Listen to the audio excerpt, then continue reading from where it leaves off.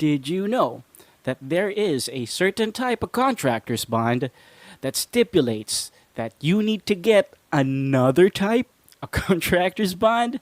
Sounds silly, right? But we're going to talk about these four most common types of contractor's bonds today.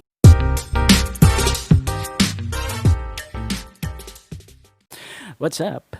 You're watching Tito Talks Non-Life Insurance Discussions with me, your favorite Tito Miguel, who loves to make non-life insurance discussions easier to understand for both agents and clients. Magandang Wednesday po sa atin. Happy 9/9. How are your wallets? How are your bank accounts? I hope you are staying away from Lazada and Shopee right now. Can't say the same for myself, but nonetheless, we are very, very happy to have you guys here with us today for another session on bonds. Now, if you were here during the last episode, we did enumerate the different types of bonds, and as promised, we're going to dive a little bit deeper into your contractors bonds and talk about the different types that there are in the market. But before we get into that, just a quick reminder though, you need to watch the full length of the video so that we cover all four. And at the end of the video, I'm also going to be sharing with you our word for the day and a special promo announcement provided by my insurance provider. Very, very good news for customers with BDO cards out there right now in the market.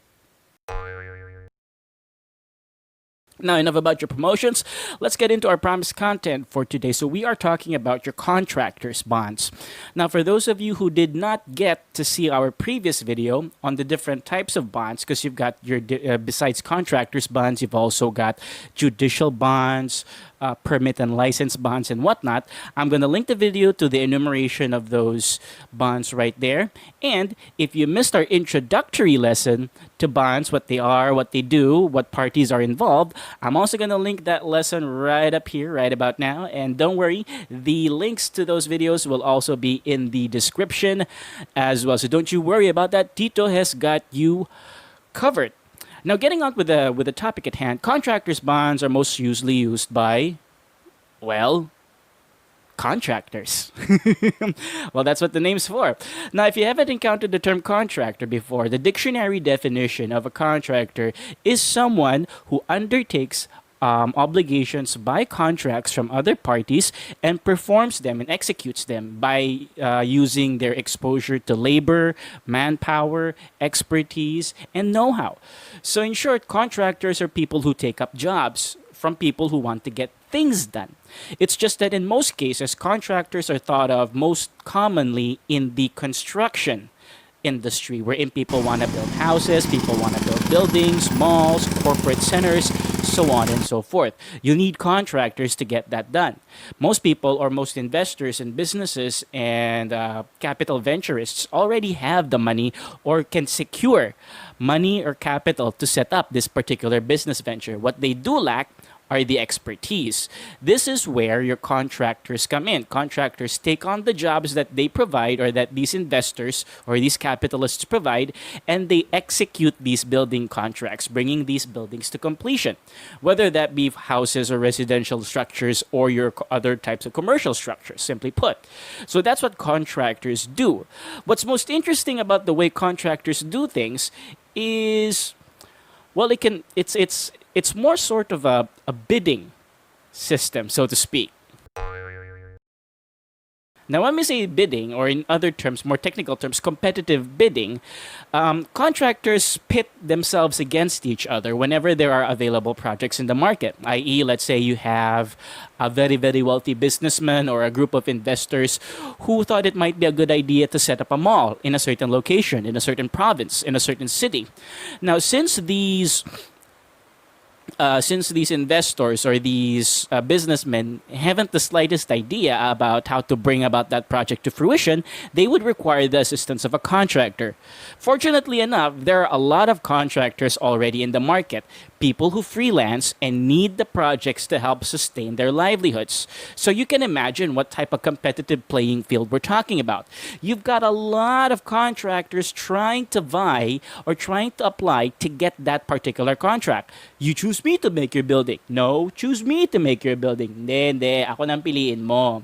And to make things more interesting, the system has implemented some sort of a competitive bidding scheme wherein contractors will take a look at the project, take a look at the demands, take a look at the requirements and the budget, and will submit their proposals. Now, all the investors or the businessmen have to do is they review the proposals that they've received about how these contractors plan to execute their building, and then they make a decision of which to go to. And it is in this dynamic that bonds can play a very special role. Now, before we get into the four types of bonds, I want to highlight how the relationships plot out. If you'll remember in our first episode on bonds, the surety bonds or the surety the sorry the agreement on suretyship contains three parties: your principal, obligee, and the surety. Now, in all cases of these four types of contractors bonds, the contractor is always going to be the principal, i.e., that's the person that needs to get the contract done. The insurance company, on the other hand, people like Tito or the companies that Tito represents will always be the surety. And always, as always, the obligee will be represented by the people who want to get their building done, who want to get the construction project completed, and who will ultimately benefit from the completion of this project. Rest assured that across all these four types of contractors bonds that we'll be discussing, this will be the main dynamic. Now, your first type of contractors bond is known as the bid bond, closely associated with the bidding process that we mentioned earlier. Like we said, contractors send in their bids, their proposals to these investors, and the investors make a selection of who they want to take care of the project. Part of the requirements for them to submit their proposals is that the contractors also have to secure something known as a bid bond. Now, what's the premise of this bid bond? This bid bond provides a guarantee from the surety that if ever that this principal, this contractor, if ever he wins the bid and he wins the slot, if he wins the contract, he will be forced or he will be required or he is supposed to post an additional contractor's bond known as the performance bond. So that answers our question earlier in the intro, or that answers our point earlier in the intro. The bid bond actually gives a guarantee to the obligee that the principal, in this case the contractor, should he win the bid, should they choose him, he is obligated to post an additional bond known as the performance bond. On the other hand, a performance bond is the bond that guarantees that the principal or the contractor will complete the project or will see the project to its full completion. Should the contractor fail to do so, the surety will indemnify the obligee, being the investors and the people who will benefit from the construction, for their losses because of the failure of the principal, which is again the contractor.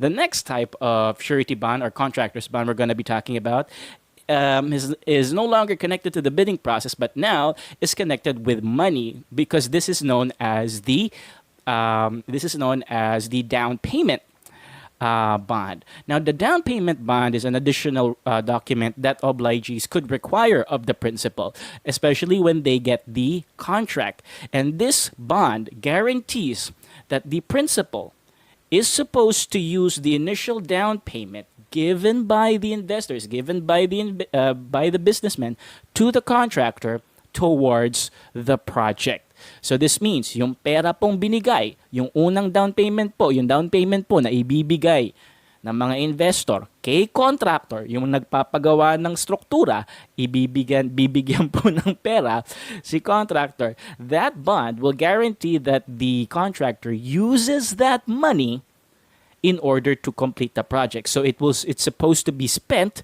in accordance with the project. If not, the surety will indemnify the obligee for misappropriated down payments.